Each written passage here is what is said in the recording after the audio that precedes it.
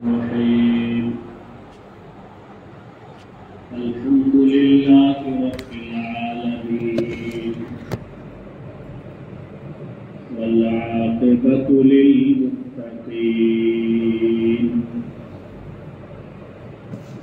والصلاة والسلام على سيد الأنبياء والمرسلين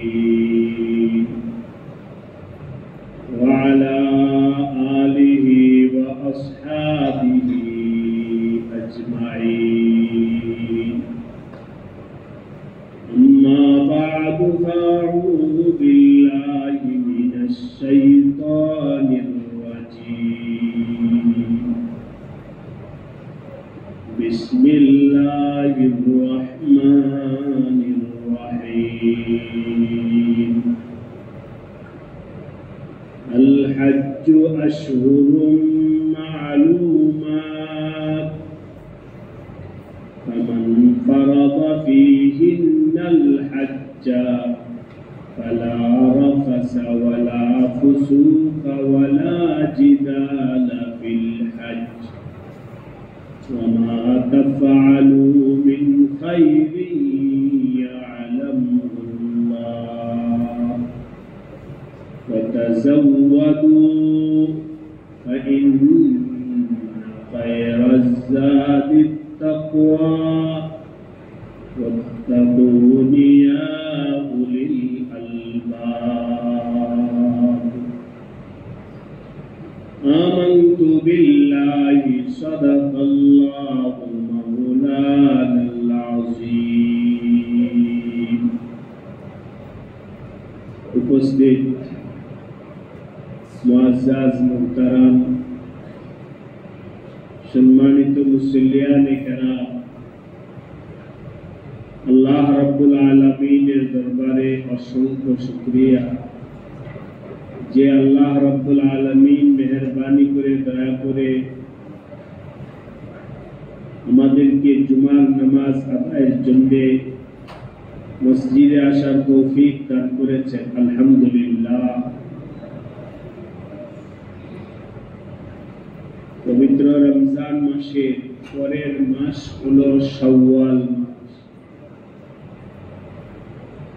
শাওয়াল, জিলকাদ, জিলহজ, এই তিন মাসকে হজের মাস বলা হয়। আল্লাহ পাক বলেন আল হজ্জু আশহুরুম মালুমাত, নির্ধারিত মাসগুলোতেই হজ হবে, অন্য সময় করলে হজ হবে না। উমরা বছরের যে কোনো সময় করা যায়,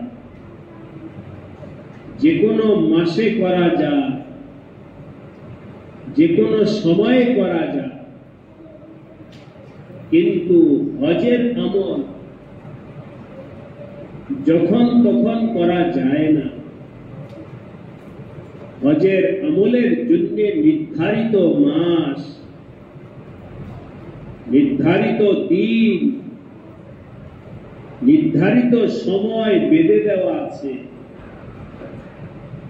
এর মধ্যেই হতে হবে, এর বাইরে গিয়া করা যাবে না। সুতরাং সময় যেহেতু নির্ধারিত, এই সময় চলে গেলে হজ করা যেহেতু যাবে না, এই জন্য তোমাদের প্রস্তুতি আগে থেকেই নিতে হবে, আগে থেকেই তৈয়ারি না। ফামান ফারাদা ফীহিন্নাল হজ্জ, যে কোনো ব্যক্তি হজের ইরাদা করে, ইচ্ছা করে যে আমি হজ করব, এই বছর সে যেন কিছু গুনাহের কাজ ছেড়ে দেয়। ফালা রাফাসা ওয়ালা ফুসুকা ওয়ালা জিদালা, বিশেষ করে যৌনতার সাথে সম্পর্কিত গুনাহ, ফুসুক যে কোনো ধরনের আছে নাফরমানি, ওই গুনাহ, ওয়াল জিদাল এবং খামোখাই তর্ক ঝগড়া ঝাঁটি, এসব চলবে না হাজির জন্য। হাজি যেন আগে থেকেই অভ্যাস বানায়, ঝগড়া ঝাঁটি করবে না, কারোর সাথে উত্তেজিত হবে না, রাগান্বিত হবে না। কারো অভ্যাস আছে 19-20 হয়ে গেলেই চেতা যায়, নিয়ন্ত্রণ হারা হয়ে যায়, পরক্ষণে জিহ্বায় কামড় দেয়, আফসোস করে যে আমার ওই সময় মাথা ঠিক ছিল। মাথা ঠিক থাক অথবা না থাক, শেষ। লা জিদালা ফিল হজ, ঝগড়া ঝাঁটি নাই। গত সপ্তাহে বা আগের সপ্তাহে বলেছিলাম, এই রোগগুলো এমন রোগ, আল্লাহ বলছেন এই হজের সময় কাজগুলো করব। এই রোগগুলো এমন রোগ যে আগে করব, হজের সময় ছেড়ে দেব। আগে থেকেই যদি কেউ নিজের জিন্দেগি, নিজের খাহেশাতে গলায় রশি লাগায় এটাকে বাগডোর ধরে নিয়ন্ত্রণে না রাখে, হঠাৎ করেই সে পারবে না ওই হজের সফরে সে একেবারে পাক্কা ভালো হয়ে যাইতে পারবে না। আগে থেকেই অভ্যাস হলো রাগ গুসার মেজাজ, হঠাৎ করেই হজে গিয়ে আসে সব একেবারে পাক্কা হয়ে যাবে, হবে না। আগে থেকেই তুমি নিজের অভ্যাসকে পালন করো।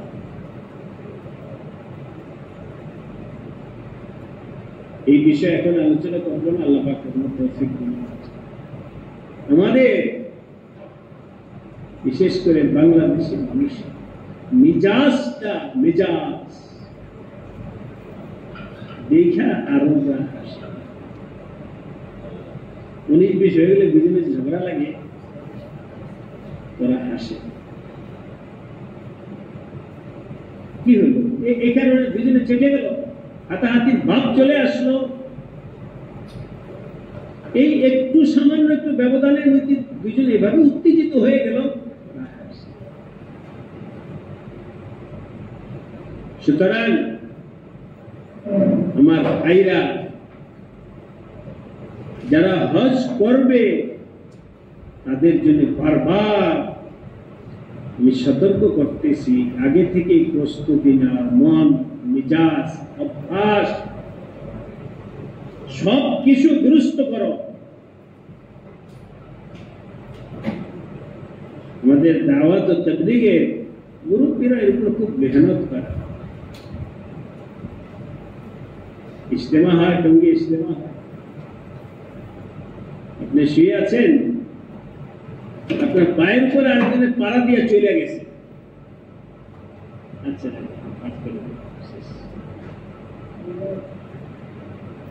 আপনার জায়গায় আরেকজনে বৈশা পড়ছে, নাই না, না মাফ করে,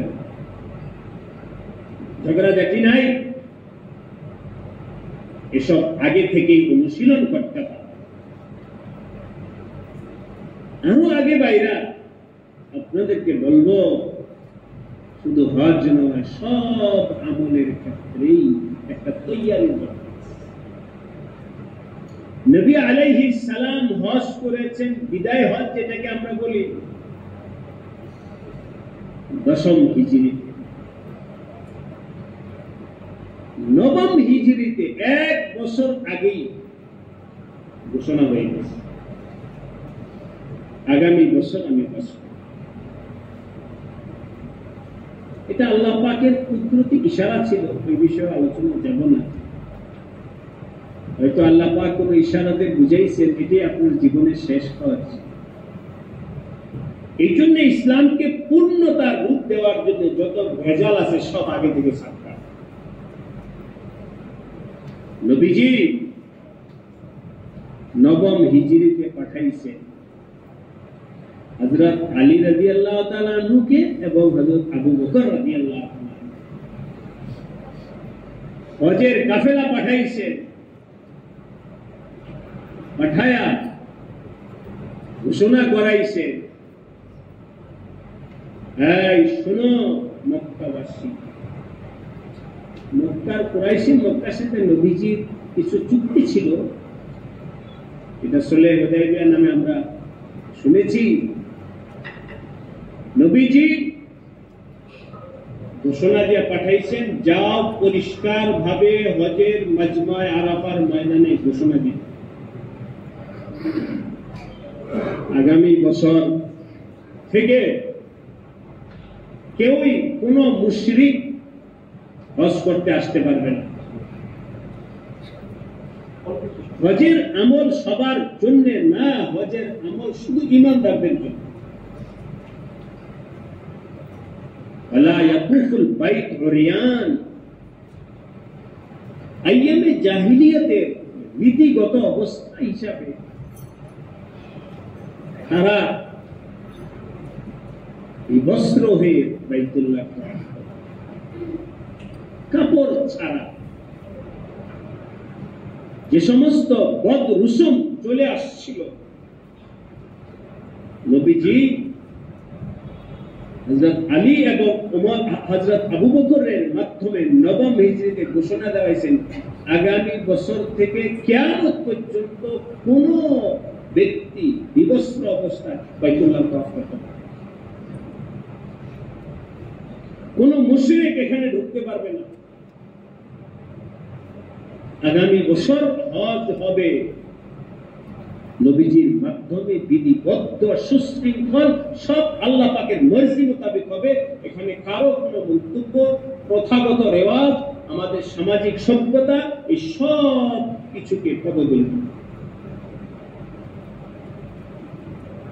ঘোষণা হয়েছে আগে থেকে। আগামী বছর নবীজি হজে আসবে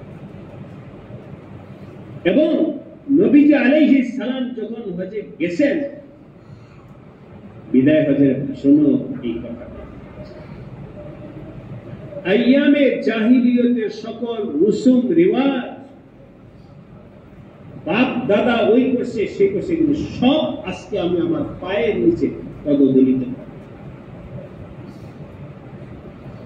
লা ফারকা বাইনাল আরাবি ওয়াল আজমি, আজকে থেকে শুনে রাখো, মুসলমান এবং ইসলামের মধ্যে, আরব আজমের মধ্যে কোনো ফারাক নাই, সাদা কালোর মধ্যে কোনো ব্যবধান নাই, ধনী গরিবের মধ্যে কোনো শ্রেণী বিন্যাস নাই।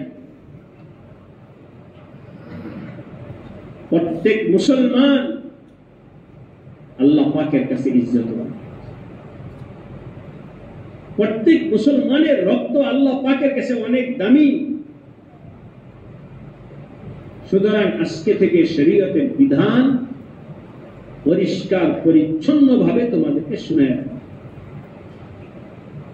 বিদায় হজের ভাষণ নবীজি দিছেন, এগুলো আজকে করার দরকার, খুব করার দরকার। এই ভাষণ সেটা ওই শুধু দশম হিজরির জন্য ছিল না, কিয়ামত পর্যন্ত আনেওয়ালা সমস্ত মুসলমানের জন্য নবী আলাইহিস সালাম সে ভাষণ দিয়েছেন। নারীদের ব্যাপারে বলে দিয়েছেন, নারীদের উপরে তোমরা কোনো জুলুম করবে না, যথাযথ সম্মান করবে। এই একটা চ্যাপ্টারের ভিতরে নবী আলাইহিস সালাম আইয়ামে জাহিলিয়তে নারীদের উপরে যে সমস্ত জুলুম, নির্যাতন, অসামাজিক, এবং তারা তো বাজারের পণ্য থেকে খারাপ জিনিসের তারা ব্যবহার করে। ইসলামের পূর্বে নারীদের কোনো হক ছিল না, জুলুম নির্যাতন ছিল। নবী আলাইহিস সালাম নারীদের মর্যাদা যতটুকু দেওয়ার দরকার ততটুকু মর্যাদা নবী আলাইহিস সালাম দিয়েছেন। বিদায় হজের ভাষণে নারীদের চ্যাপ্টার পড়ে দেখবেন। আমি একটা কথা আপনাদেরকে বলতেছি, এবং আমি বিশ্বাস করি, মনে করি এটা ইমানের তাকিদ হিসাবে আপনারাও সেটা বিশ্বাস করেন। নবীজি নারীদের যতটুকু হক অধিকার দিয়েছেন এটাই যথাযথ, এর বেশিও না, এর কমও না। বাড়ানো যাবে না, কমানো যাবে না। যতটুকু মর্যাদা দেওয়ার দরকার ততটুকু মর্যাদা আল্লাহ পাক নবীজির মাধ্যমে দিয়েছে। আজকে আমাদের প্রগতিশীল সংস্কারপন্থী এক শ্রেণীর মানুষ আছে, ওরা বলে যে নারী উন্নয়নের ক্ষেত্রে ইসলাম বাধা। ইসলাম নারীদেরকে পিছায় রাখছে। মোল্লা মৌলবীরা নারীদেরকে সমাজে ছোট করে দেখছে।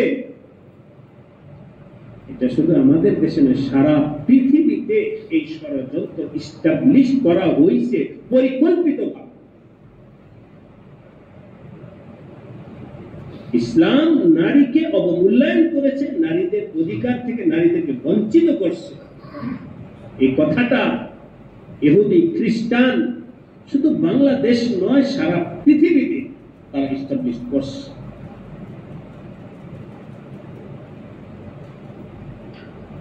মুসলিমদের মধ্যে ইস্টাবলিশ করা তো এটার কোনো সমস্যা না।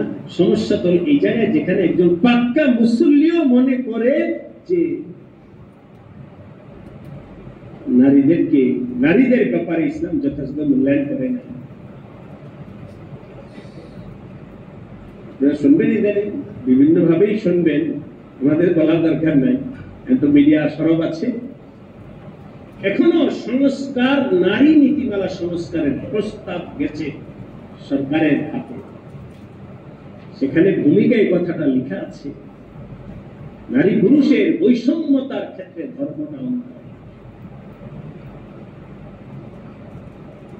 আরো কিছু কিছু বিষয় আনছে যেগুলো পরিপূর্ণভাবে ঈমানের সাথে সংঘর্ষিত, কোরআন সুন্নাহর সাথে সংঘর্ষিত। নাম কি? নারী উন্নয়ন সংস্থা, নারী অধিকার সংস্থা। আর এটা তো সংস্কার আমার নবীজি করে দিয়ে গেছে। সংস্কার যতটুকু করার দরকার ছিল বিদায় হজের ভাষণে আমাদের নবীজি করে গেছে। যথাযথ মর্যাদা মূল্যায়ন নবীজি দিয়ে গেছে। কোরআনে কারিমে আসছে, আগে তো কারো ঘরে কন্যা সন্তান হয়েছে, এই খবরটা শোনার সাথে সাথে রাতের আধারে ওই জিন্দা অবস্থায় বাচ্চাটাকে কবর দিয়ে দিচ্ছে।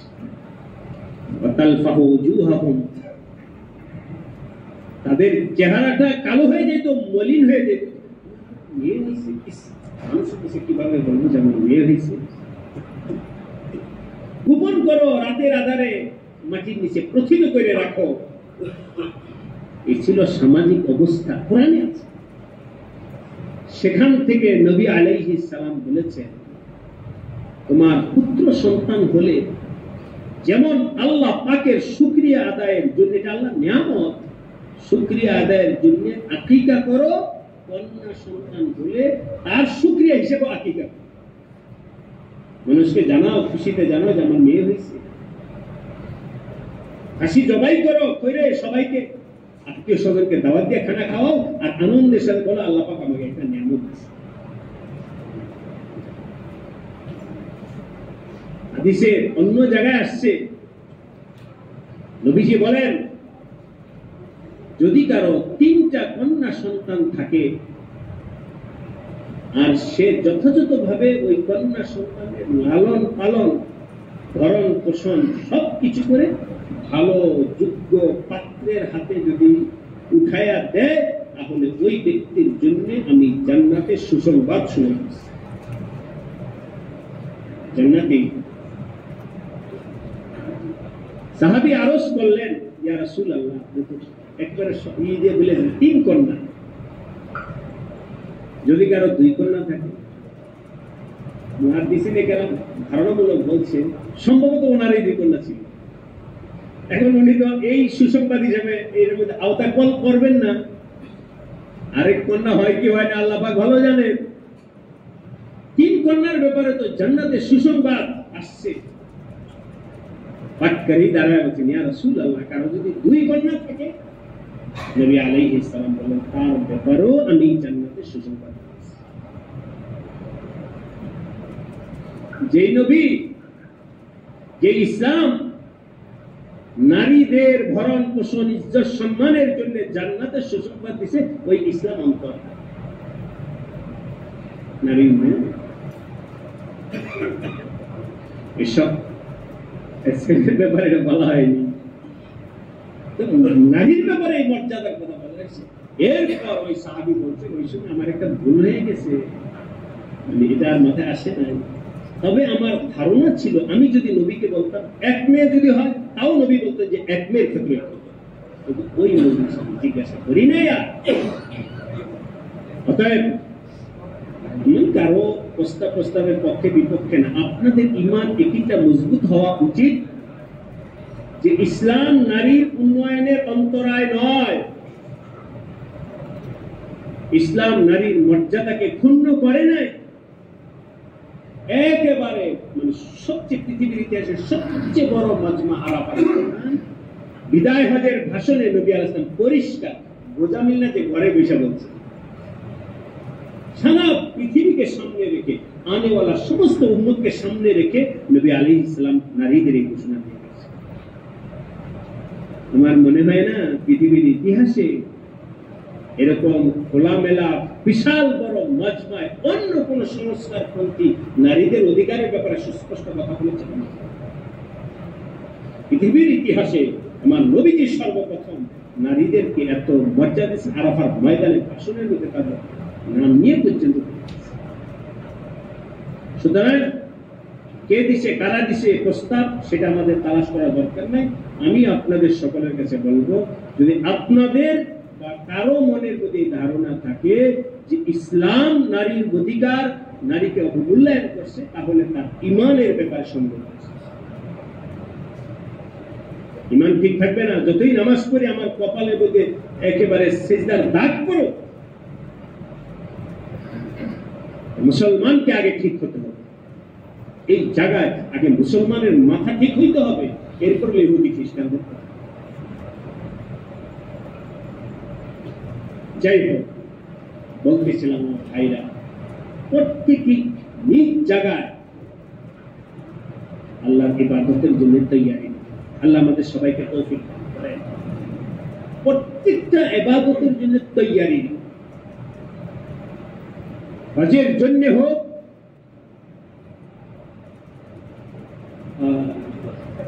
মঞ্চে অনেক কিছুই আমাদের মুসলিম সমাজে ওই মানসিকতার লোকগুলো সামাজিক ভাবে, রাষ্ট্রীয় ভাবে কোনো গুনাহ করবে, নাফরমানি করবে, নাচ করবে, গান করবে, নাফরমানি করবে, ওখানে কোনো আলেম সাহেব গিয়া বলছে এটা করেন, এই হুজুরা সব জায়গায়। আলেমদের বলা দায়িত্ব আল্লাহ পাকের পক্ষ থেকে। কোন সমাজে হুজুরাই যে সমাজে পেশা লাগবে, আমরা সবাই মিলেমিশে কাজটা করতে চাইছিলাম, পেশা লাগাইলো কি? এটা হলো নাস্তিক্য মানসিকতার বহিঃপ্রকাশ। হুজুর কি নিজের কথা বলছে না কোরআনের কথা বলছে? কোন আলেম নিজের কথা বলবে কেন? কোরআন আছে, হাদিস আছে। এই মানসিকতা থেকে মুসলমানকে তওবা ফিরতে হবে। কখনোই যেন আমরা এটা না বলি যে হুজুররা অন্তরায়, ওরা তো বলেই হচ্ছে ইসলাম অন্তরায়। সুতরাং ইসলামের বেরিটা উঠাই দিলে বা স্বাধীন পাবে, যা মন চায় তাই করবে। ওরা বলতেছে এবং যেহেতু আলোচনার আইসা করতেছে, আরো আসবে টকশো মকশো এগুলো, আর বলতেছে কে কি কাপড় পরে, এটা আপনি বলবেন কেন? নারীরা কি কাপড় পরবে এটা আপনারা হুজুরা বলবেন কেন? যার যেটা ইচ্ছা সেটা পরবে।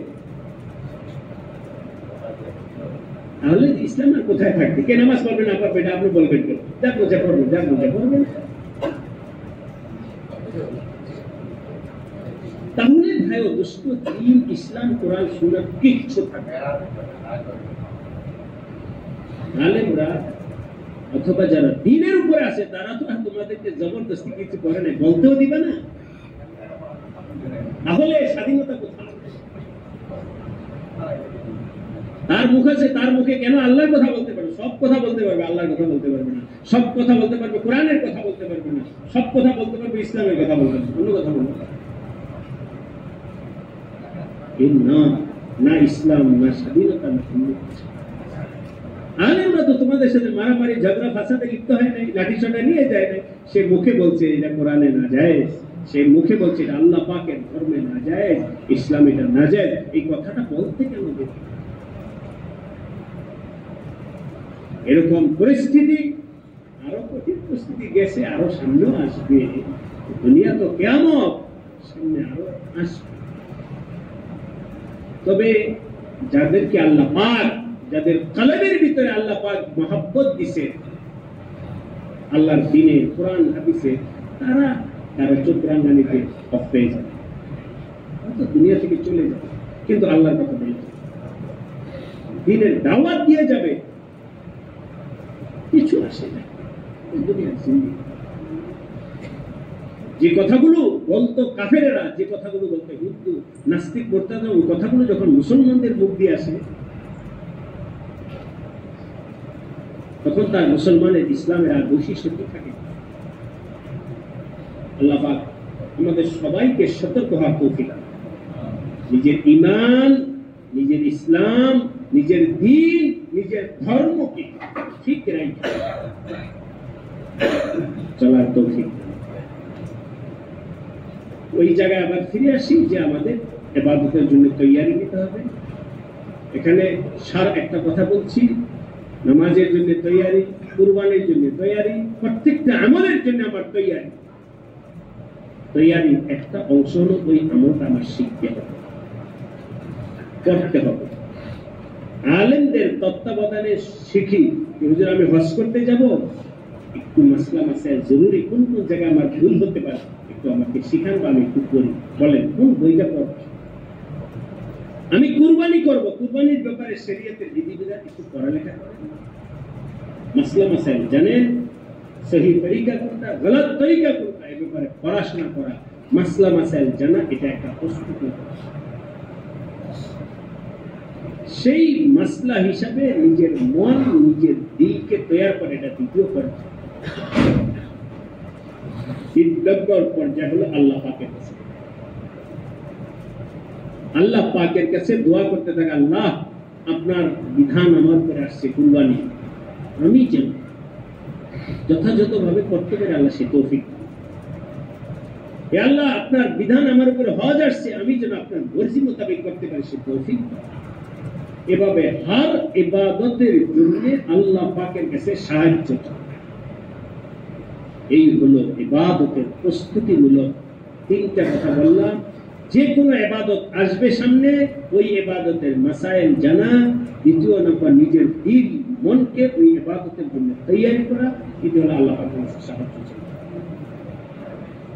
আল্লাহ পাক আমাদের সবাইকে নিজের দিল ফ্রেশ করে ইখলাসুল্লাহির সাথে আমলের জন্য তৈয়ারি নেওয়ার তৌফিক দান করেন। মনের ভিতরে যত ধরনের ওয়াসওয়াসা আছে সবগুলো থেকে তওবা করে পাক সাফ হয়ে আল্লাহ পাক আমাদেরকে ঈমানের সাথে চলবার, ঈমানের সাথে বিদায় নেওয়ার তৌফিক দান করেন। আমিন। ওয়া আখিরু দাওয়ানা আলহামদুলিল্লাহি রাব্বিল আলামিন। যারা সুন্নাত করেন তারা চা রাখা সুন্নাত। সবাই একটু সামনের কথা পূরণ করি ভালো করে, তারপরে আমাদের দাঁড়াই, আগে দাঁড়ায় না।